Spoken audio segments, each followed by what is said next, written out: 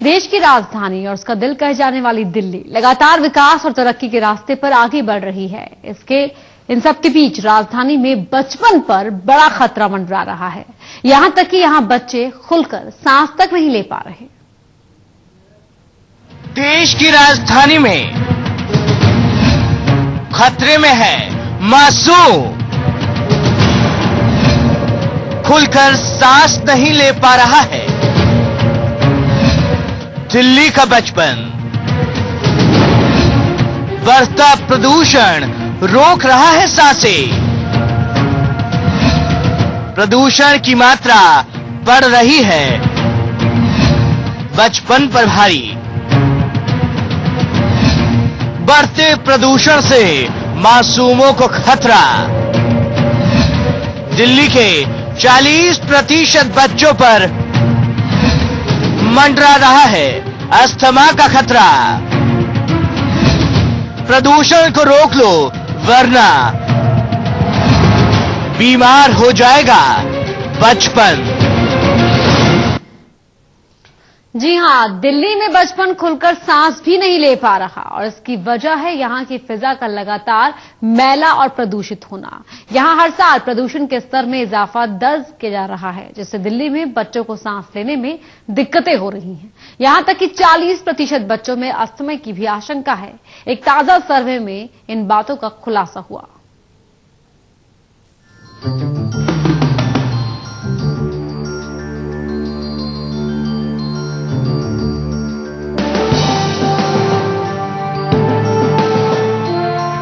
भागती दौड़ती देश की राजधानी दिल्ली जितनी तेजी से तरक्की और आधुनिकता के रास्ते पर आगे बढ़ती जा रही है, उतनी ही आगे वो बीमारियों में भी बढ़ती दिखाई दे रही है। इससे जुड़े लगातार आने वाले आंकड़े तो कम से कम इस बात की ही तस्दीक करते हैं और खासकर बच्चे सबसे ज्यादा इसका शिकार नजर आते हैं। अस्थमा की बीमारी से जुड़ा ताजा आंकड़ा डराने वाला है। कहना गलत नहीं होगा कि दिल्ली बच्चों के लिए अस्थमा की राजधानी बनती जा रही है। खतरनाक स्तर तक पहुंच चुके प्रदूषण की वजह से आने वाले 3 सालों में तो राजधानी के 40% बच्चों के अस्थमा के शिकार हो जाने की आशंका सामने आई है।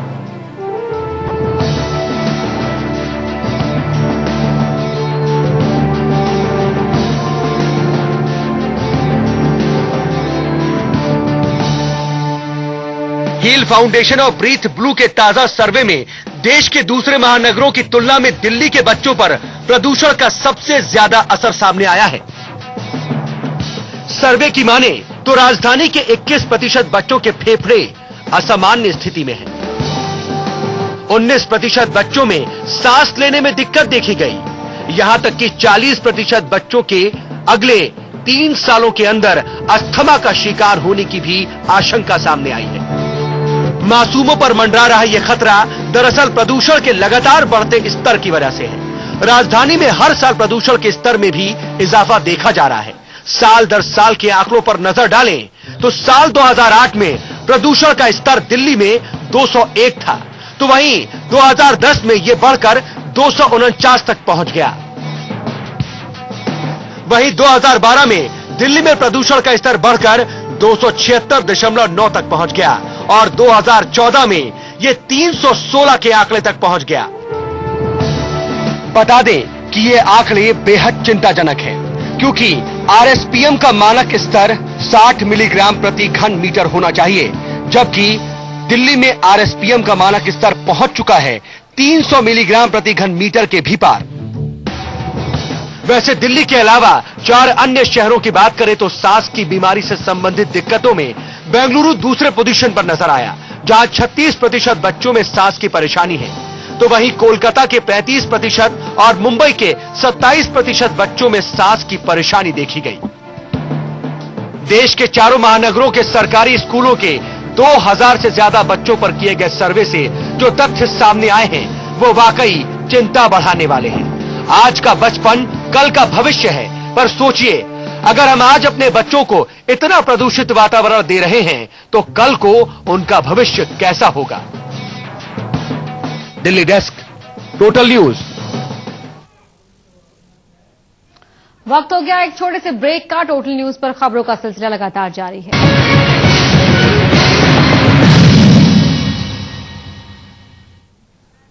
दिल्ली में वायु प्रदूषण से बच्चों को हो रही फेफड़ों की समस्याओं पर स्वास्थ्य मंत्री सत्येंद्र जैन ने लोगों को जागरूक करने और सरकारी स्कूलों में भी स्वास्थ्य योजनाओं को सख्ती से लागू करने का दावा किया।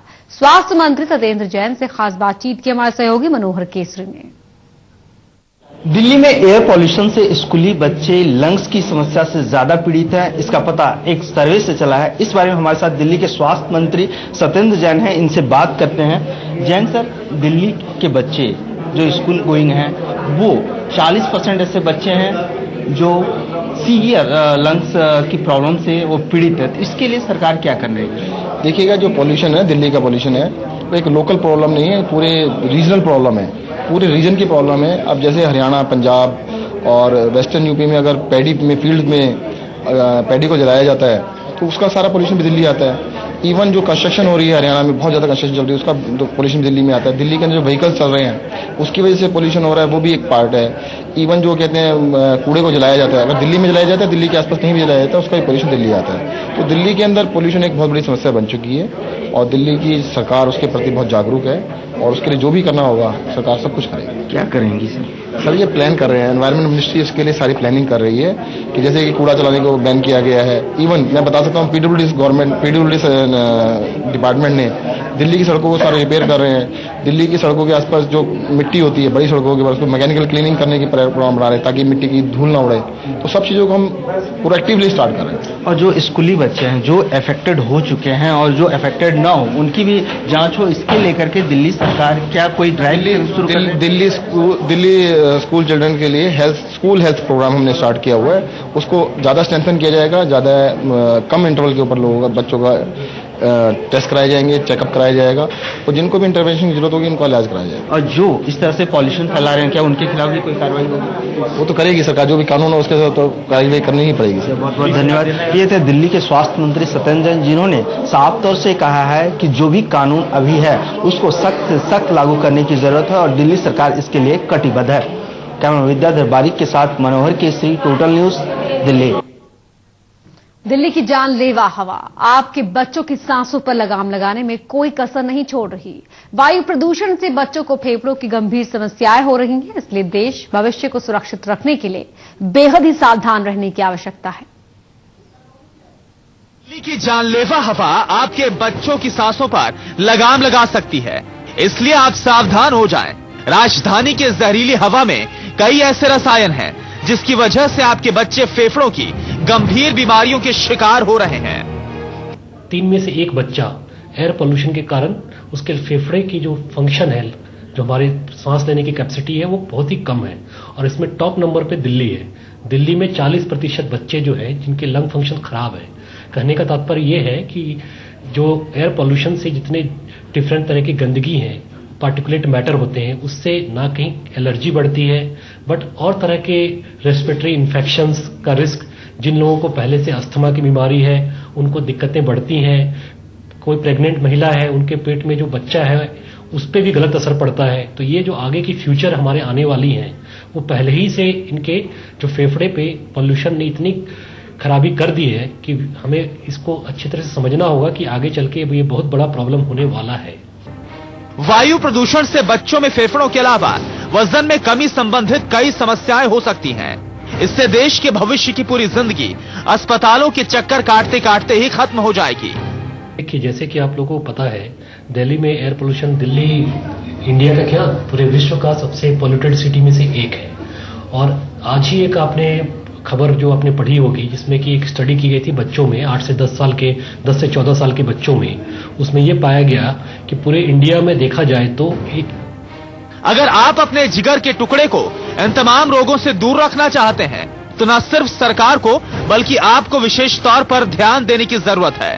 पहले तो प्रदूषण ना फैलाएं, बच्चे मास्क पहनकर या मुंह ढककर घर से बाहर निकलें। स्कूल जाते वक्त बच्चों को बंद परिवहन सुविधा से भेजें। इसके अलावा माता पिता अपने घर के अंदर भी प्रदूषण को ना फैलाएं।